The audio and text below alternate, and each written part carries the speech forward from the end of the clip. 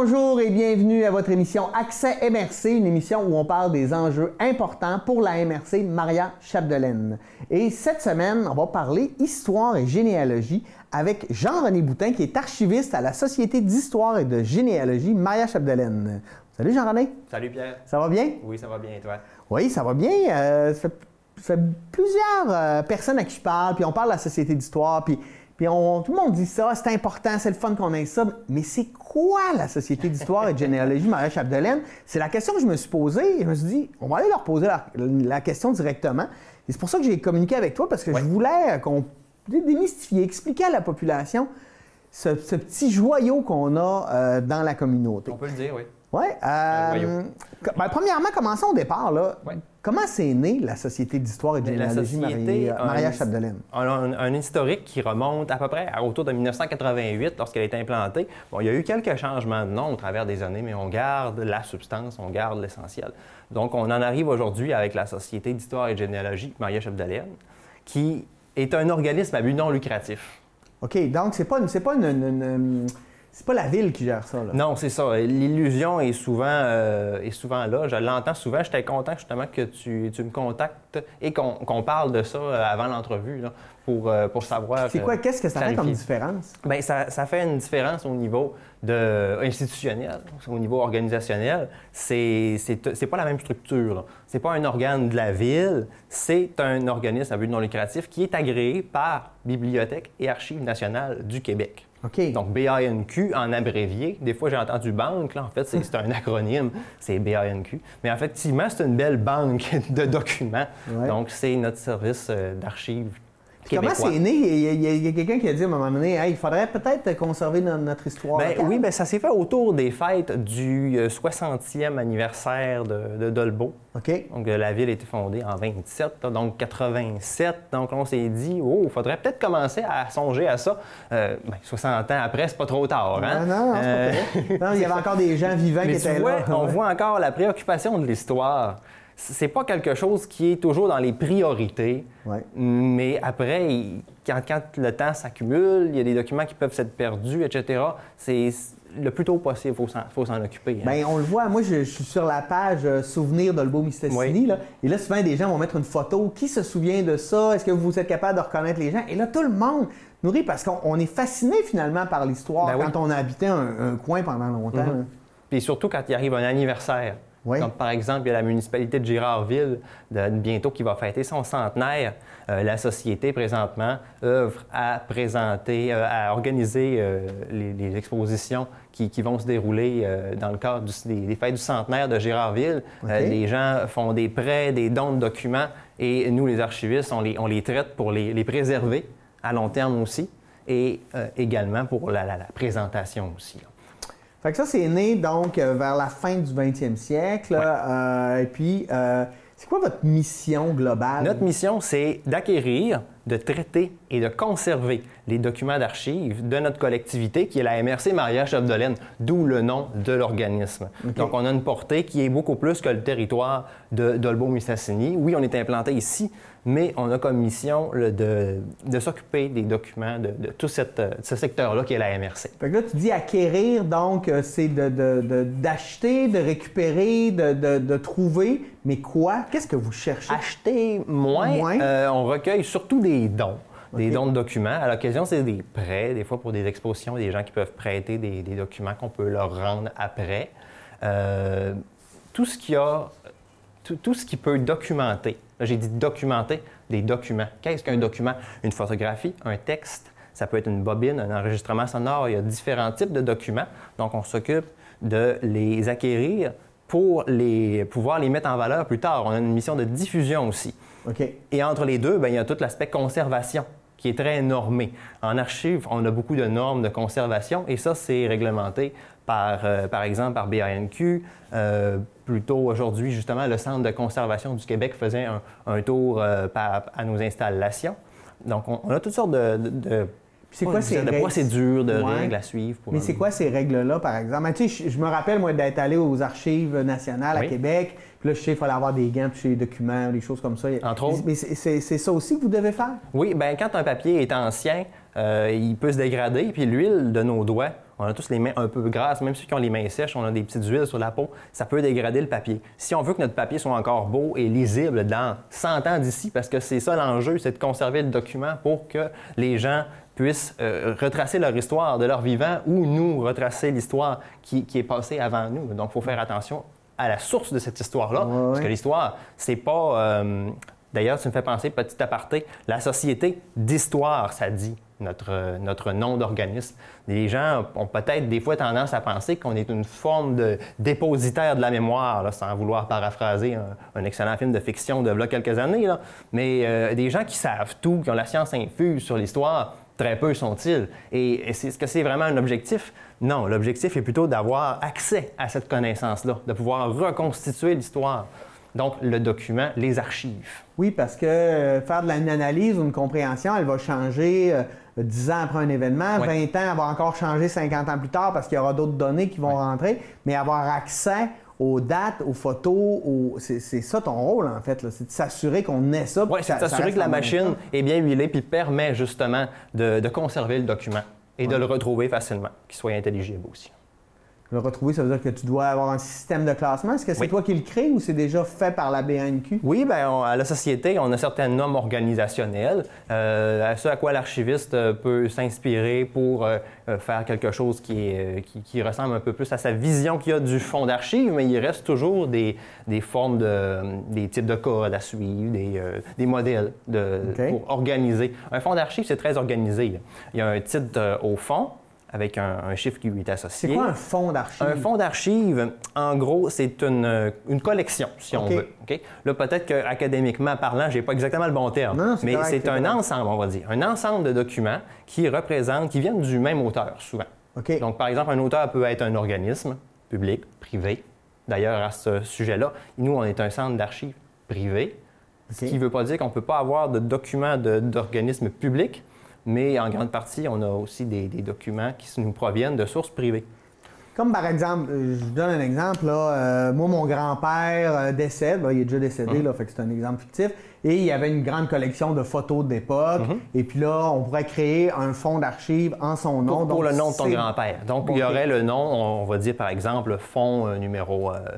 A22, par exemple, fonds du grand-père de Pierre. Et là, dans ce fonds-là, à l'intérieur, on n'est pas pour tout mettre les photos de ton grand-père pêle-mêle 1980 par-dessus 1950. Non, on va faire un ordre à ça.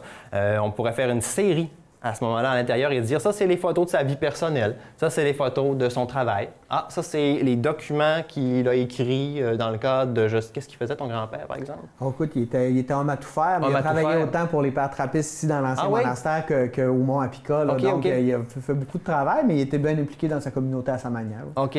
Admettons qu'il y a eu à rédiger un petit croquis là, pour un bâtiment quelque part. Bien, ça pourrait aller dans la série sur les plans et croquis. On a des sortes de façons, on classe pas seulement par type de document, mais aussi par sujet, pour rendre intelligible l'histoire de la personne, de façon à pouvoir faire une biographie aussi. Là. OK. Fait que ça, c'est... Fait que vous créez, en fait, ces fonds d'archives-là. Vous démêlez aussi, j'imagine que des fois, il y a beaucoup comme un casse-tête, là. Ça va où? Qu'est-ce que c'est? Trouver c'est quoi? Est-ce que des fois, tu arrives devant des documents puis tu fais... J'ai aucune idée, c'est quoi? Oui, ça arrive, oui. Et entre autres, on offre aussi, c'est peut-être le moment de le mentionner, on offre des services de gestion documentaire. Ah ouais, ça, je vais y arriver au service. On va attendre un petit peu. Oui, c'est ça. Parce qu'avant, je voulais savoir, parce que dans la Société d'histoire, il y a aussi et de généalogie. Oui, il y a ça aussi. C'est quoi la différence pour vous dans le travail entre ce qui a un lien avec l'histoire et la généalogie? Généalogie, pour préciser, moi, je n'ai pas les formations en généalogie. C'est une discipline qui est connexe à l'histoire. Moi, j'ai étudié, j'ai fait un bac en enseignement de l'histoire au secondaire et j'ai un certificat en archivistique. La généalogie, c'est plus une activité qui se transmet, c'est un savoir qui se transmet comme ça. C'est pas une discipline qui est nécessairement, peut-être que je vais me fourvoyer, là, mais qui est pas académiquement encadré, mais c'est un savoir qui se transmet. C'est plus une habitude qu'on peut prendre, qu'on peut développer à l'aide de des gens qui l'ont déjà fait, parce qu'il s'agit de rechercher par exemple, avec les registres des églises, les registres des paroisses, de retracer ses ancêtres. Okay. Donc, avec les mariages, les baptêmes, les naissances. Donc, de suivre la lignée généalogique des gens. Donc, moi, je pourrais aller vous voir pour dire, est-ce que vous pouvez m'aider à retracer ma généalogie? Oui, tout à fait. Si tu veux découvrir d'où viennent tes ancêtres, qui étaient-ils, donc on peut remonter assez loin parce que la plupart des naissances et des mariages ont tous été bien, la plupart du temps. Bien, je dis bien, des fois, c'est très mal écrit. Ouais. Certains prêtres avaient une plume plutôt difficile à décrypter. J'en ai vu plusieurs. C'est pas parce que j'ai pas la formation et je m'y adonne pas au quotidien que j'ai pas contact avec ça fréquemment. Et je peux te dire que des fois, lire des registres, c'est plutôt difficile parce que la plume des prêtres des temps anciens n'était pas toujours évidente à décrypter. Oui, et ça peut permettre aussi d'obtenir un statut de métis. Okay. Si on est intéressé à faire partie de l'Alliance autochtone, par exemple, nous, on offre ce service-là. C'est une spécialité qu'on a à la Société d'histoire. C'est un savoir, tout à l'heure, je disais, la généalogie, c'est un savoir qui se transmet, c'est un savoir-faire. Et la généalogie autochtone, c'est une autre paire de manches. OK, pourquoi? Parce que c'est plus difficile, puis bon... C'est parce qu'il était plus dans la tradition orale puis gardait moins d'écrits? Ou... c'est sûr qu'à un moment donné, on se bute à une civilisation qui n'a pas d'écrits. Oui. Donc là, c'est plus difficile à ce moment-là, mais c'est qu'il y a des gens qui sont plus connaissants du sujet, qui peuvent opérer un transfert de connaissances, et ça prend ces gens-là pour pouvoir que ça se continue, la facilité de faire de la généalogie amérindienne. Et c'est ce qu'on a eu la chance de bénéficier à la SHGMC. C'est l'acronyme de notre société, la SHGMC. OK. Et quel autre service que vous offrez? Donc, on a dit, bon, généalogie, c'est quelque chose. Au niveau historique, bien, vous pouvez récupérer les documents. Donc, je pense que des fois, si, par exemple, quelqu'un dans votre entourage décède et a beaucoup de documents, ça peut peut-être être intéressant de vous laisser jeter un coup d'œil là-dessus parce que vous ne devez pas être intéressé par tout. Bien, c'est souvent ce qui arrive, que quand il y a un décès, les gens viennent nous voir, mais c'est le temps, même jeune, de commencer à créer ses propres archives. Et chez nous, c'est peut-être pas toujours 100% en sécurité. On a une belle voûte à la Société d'histoire qui est là pour préserver les documents, qu'on régule la température, l'humidité. Il y a un système d'extincteur au gaz, entre autres. Là. Donc, s'il arrive un incendie, ça étouffe l'incendie à l'aide d'un gaz. C'est un système assez spécialisé. OK. Puis, fait que c'est en sécurité si, mettons, on pourrait craindre pour ces archives-là, un peu comme quand tu as un coffre-fort à la banque. Oui, c'est ça, à peu près. OK. Bon, quel autre service est-ce que vous offrez à la population? La gestion documentaire. Oui. Et là, tu dis à la population, ça, c'est plus aux institutions. Aux institutions. OK. Aux organismes. On va séparer les affaires. Les services aux institutions. Donc, gestion documentaire, c'est quoi? C'est de se pencher sur leurs archives pour les démêler? Bien, en fait, c'est le temps de redresser peut-être un petit peu un terme, tu m'excuseras. Non. Archive. Qu'est-ce qu'une archive? C'est un document qui n'est plus utile activement. OK. Donc, quelque chose qui a passé sa vie utile, pas utile. Il y a deux vies, un document. Oui, il y a une vie c'est pas qu'il devient inutile. Non, c'est ça. Il y a une valeur première et il y a une valeur secondaire qui est celle de documenter l'histoire d'une personne, l'histoire d'un organisme. Et cette valeur secondaire-là, c'est ça qui nous préoccupe là, au niveau des fonds d'archives. C'est ça qu'on veut conserver. Comme par exemple, dis-moi si je me trompe, mais mettons, on a fait un procès-verbal pour notre organisme. Et là, ce procès-verbal-là, il est utile pour la rencontre qu'on fait. Mais une fois qu'il est fait, bien, dans le temps, on peut, pour vous, ça peut être intéressant de savoir, c'est dans cette telle réunion-là où tel enjeu a été débattu lors de cette rencontre-là parce qu'il est inscrit à l'ordre du jour. Oui, d'ailleurs, c'est ça. Le procès-verbal est un type de document qu'on conserve. OK. Est-ce que vous gardez tout? Vous faites un tri? Non, c'est ça. Souvent, il y a des gens qui sont on garde tout, c'est important, puis ils se braquent un peu quand c'est le temps de jeter. C'est pas l'approche à privilégier, ni celle de dire « Ah non, ça c'est pas important, je pense qu'on s'en servira plus jamais ». C'est du cas par cas. Oui, puis ce cas par cas-là est bien réglé par un calendrier de conservation. OK. Oui, et un plan de classification. Donc ça, c'est des outils de gestion documentaire. Donc nous, les archivistes, on est qualifiés pour en créer et pour les appliquer. Puis c'est quoi? Bien, en gros, le plan de classification permet de bien cibler le sujet. À quoi sert ce document-là? C'est quoi sa finalité?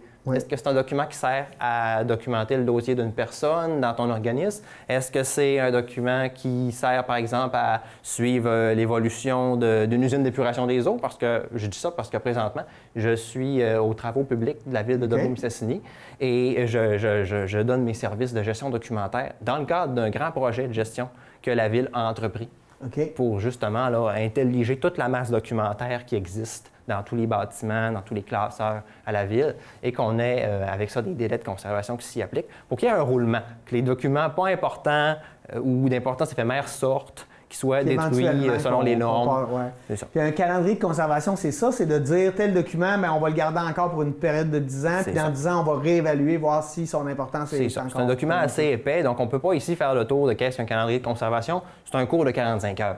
Mais en gros, c'est ce qui sert d'appui à l'archiviste. Souvent, il l'a créé lui-même ou son organisme l'a créé, ou encore il existe un référentiel québécois d'un ministère qui lui donne des délais de conservation à appliquer à chaque type de document.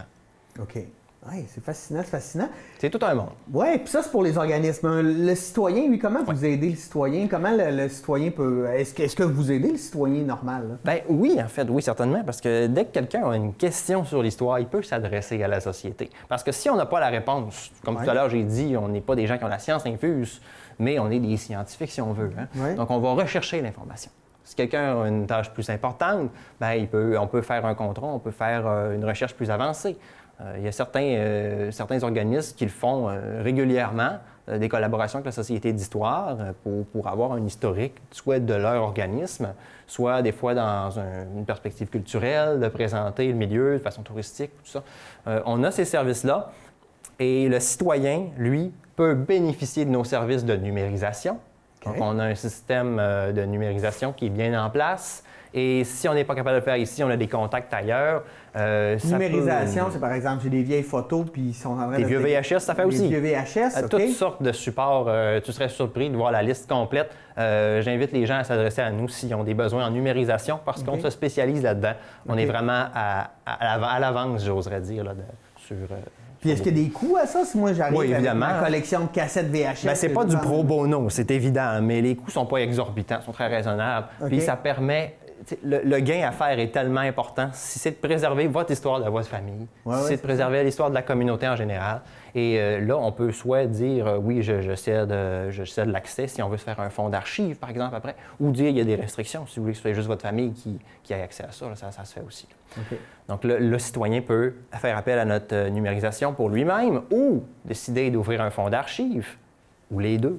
Donc, il peut conserver une copie numérique de toutes ces photos, par exemple, et nous les verser en fonds d'archives. Nous, on les conserve bien au frais, bien au sec, et elles seront encore visibles dans 100 ans de ça. C'est-tu pas bon un peu de pouvoir conserver notre histoire personnelle et notre histoire de famille ou professionnelle? Ben oui, clairement, clairement. Est-ce que vous avez d'autres services que vous offrez à la population? Des services de rédaction, entre autres. De rédaction. Parce que chaque membre de la Société d'histoire a un petit peu sa spécialisation. Et il y en a certains qui ont un diplôme en rédaction professionnelle, d'autres en études régionales. Donc, on a toute notre petite saveur. Mais quand tu veux dire rédaction, c'est quoi? Je te conte ma vie puis tu écris ma vie? Bien, quelqu'un qui aurait un texte à rédiger pour... Bien, ça, c'est peut-être plus institutionnel que personnel, mais ça pourrait se voir aussi dans une optique personnelle. Est-ce que vous avez encore le programme où les gens pouvaient écrire leur mémoire? Ça, c'est intéressant. Le programme Je me raconte. Oui. Ça, c'est quelque chose qui est plus que société. Je pense que c'était provincial. OK. Mais si c'était la Société d'histoire qui... Oui, c'est ça. C'est une activité qui se déroulait à la Société d'histoire. Puis je trouve que ça allait bien dans le cadre de notre mission. Ben, moi, j'ai lu, entre autres, le livre que Gilbert Goulet a écrit, l'ancien maire de Péribonka, en lien avec ce projet-là. Puis c'est vraiment intéressant. En fait, ça te donne un beau portrait de ce qui s'est passé chez nous à une autre époque. Là, moi, je me considère encore jeune, mais il s'est passé beaucoup de choses avant. Ces mémoires-là, après ça, sont déposées comme des documents d'histoire à la société. Donc, ça permet la consultation. C'est comme un beau combo, si on veut, là, que la société offre cette activité-là. Puis après, bien, les documents sont disponibles à la société. D'autres services où on a pas mal fait le tour? On a quand même fait un bon tour. J'ai parlé de numérisation. Ça prend de plus en plus de place. On acquiert des équipements spécialisés. Et si tu me permets de vérifier... Non, c'est correct, parce que moi, la numérisation, ça m'intéresse. Je vais peut-être aller vous voir avec mes archives familiales. C'est à peu près ça, Pierre. Écoute, on a fait T'avais-tu des questions plus en profondeur? Ah oui, non, mais j'aime ça, cette discussion-là. Là. Ça nous fait réfléchir sur l'importance, en fait, de conserver notre histoire. Parce qu'il y a ça là-dedans. Là. C'est pas pour nous qu'on le fait nécessairement. On a aussi une sorte de responsabilité de le faire pour notre descendance ou pour tout simplement la communauté qui va venir après nous. Est-ce que tu es déjà tombé sur des je sais pas, des révélations ou en cherchant, tu réalises qu'il s'est passé des choses ou qu'il a existé des choses dans le Boum-Cessini dont tu n'avais aucunement... tu ne savais pas, je sais pas? Oui, tout à fait. Puis fréquemment, que ce soit ne serait-ce que par mes activités de gestion documentaire à la Ville, il y a beaucoup de documents qui révèlent l'histoire dans les classeurs qui sont là, ils dorment un peu, peut-être. Mais moi, en ayant à les parcourir, j'ai appris des choses. Certaines, bon, on s'entend, moi j'ai un accord de confidentialité. Oui. Je peux pas en parler en détail. Mais il n'y a pas de secret, il n'y a pas de complot, il n'y a rien de ça. Là, mais je veux dire, il y a des choses intéressantes. Ah oui, c'est comme ça que ça s'est fait. Pour le respect de telle famille ou de telle... Mais dans les fonds d'archives, qui sont pour la plupart publics à la société, oui, mais... Je te dirais, peut-être trop pour en avoir un en tête précisément aujourd'hui, mais il y a toutes sortes de trésors à voir. Là. Puis est-ce qu'on peut se pointer à la Société d'histoire pour fouiller, pour oui, mais ça, c'est plus amusant quand on a un abonnement. Quand on est membre de la Société d'histoire, un petit 20 $ par année. 20 $ par année pour être membre, c'est ça ma question. Et n'importe qui peut être membre. Oui, absolument n'importe qui. Oui. Et puis là, on peut se permettre d'aller voir, d'aller fouiller, d'aller essayer de comprendre. Et on a une publication aussi, La Souvenance, qu'on distribue électroniquement. On peut encore demander une copie papier. OK. Puis qu'est-ce qui se retrouve dans ça, La Souvenance? Vous faisiez l'histoire de certaines familles, si je me souviens. Oui, certaines familles, mais ça, c'est une rubrique. Ouais. Puis il y a aussi des rubriques qui sont historiques. Il y a des textes sur différents sujets de l'histoire de la ville, des rétrospectives. Il y a eu des éditions spéciales pour différents anniversaires. Okay. Donc, il y a toujours un aspect généalogie parce qu'il y a une masse de gens qui s'intéressent à ça. Donc, on continue de les alimenter là-dessus. C'est très intéressant, très important pour nous aussi. Oui, c'est clair.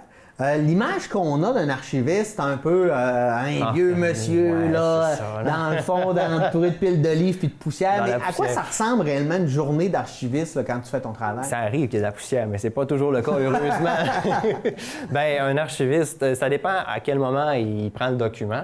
Moi, par exemple, au quotidien, ces temps-ci, mes attributions, c'est d'aller dans les bureaux des différents membres du personnel de la ville et j'emprunte leurs documents. Bien, pas celui qu'ils ont sous la main, évidemment. Là. Je veux être le moins dérangeant possible. Je vais dans leur classeur, bonjour. Je prends le document et je m'en vais dans mon bureau, mon espace de travail pour documenter, pour attribuer une classification au document. Est-ce que tu regardes le document et tu fais OK, ça, c'est un rapport, ça devrait aller dans tel fond, sous telle rubrique. Des fois, on est au niveau des archives. Moi, je vais plutôt attribuer un code de classification. Code de classification, puis je vais l'étiqueter correctement pour être sûr. Excuse-moi au niveau des termes, mais c'est correct que tu vas reprendre parce que ça, l'idée, c'est de démêler tout ça. Là. Le but de la gestion documentaire, parce qu'on est en gestion documentaire, c'est que l'information soit disponible rapidement.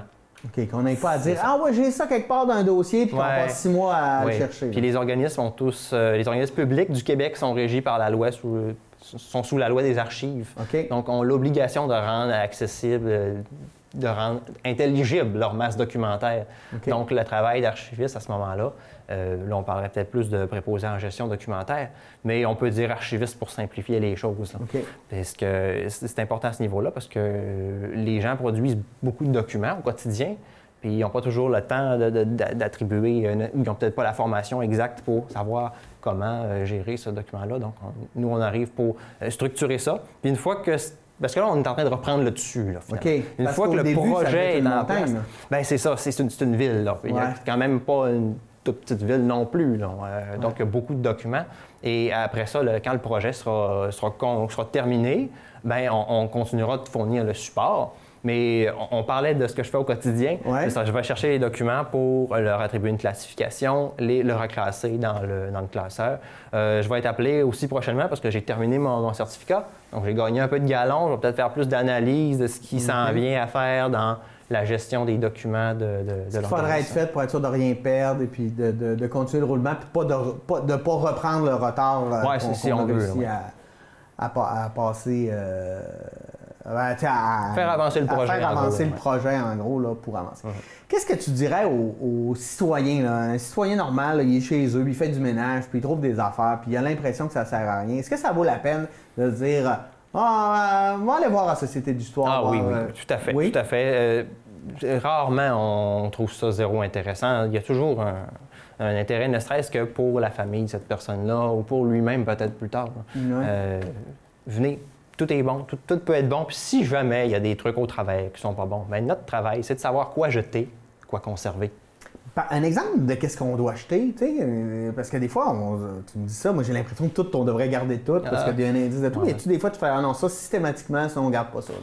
Des documents de nature éphémère, des petites communications qui sont pas en lien avec un événement qui est marquant. OK. Mais là, le sujet est vaste. Ouais. C'est plus du cas par cas. C'est plus du cas par cas. Mais il y a des types de documents qui, effectivement, on se débarrasse plus rapidement. Des correspondances après 1 an, quand il n'y a rien eu de notable, on peut jeter ça. Ouais. Des factures après 6 ans, par exemple, les garanties sont expirées et tout ça. Ne gardez pas vos factures éternellement, aussi longtemps que le document a une vie utile. Parce qu'après ça, ça coûtait tant en telle année. Pas sûr que c'est vraiment nécessaire de garder là. Le prix est disponible ailleurs que ça sous votre facture à vous. Oui, c'est ça. C'est pas utile à conserver des années et des années. De voir ça. Mais c'est vraiment intéressant tout ça. Avez-vous des projets pour la prochaine année, des projets spéciaux en lien avec la société? On est occupé, mais il y en arrive toujours. Il y en arrive toujours. Je te parlais du centenaire de Gérardville. Ben, ça, c'est l'année prochaine, si je ne me trompe pas. Là. Donc, ça va aboutir l'année prochaine.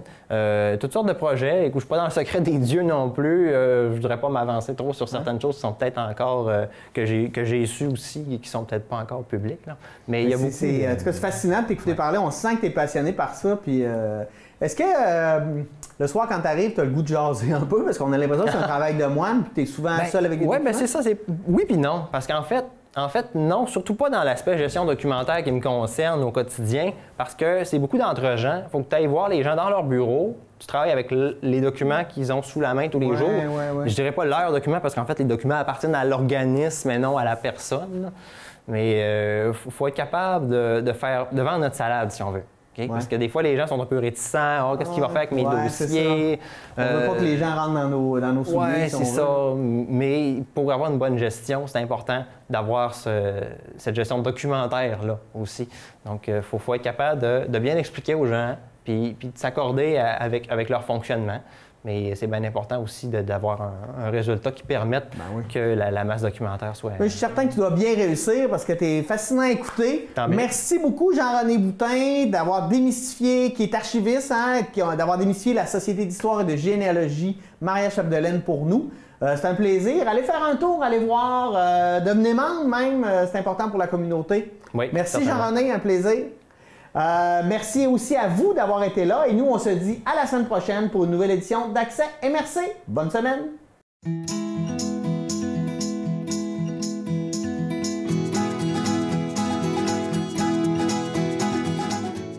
Moi, je travaille en français. Moi, je travaille en français. Moi, je travaille en français. Moi, je travaille en français. Moi, je travaille en français.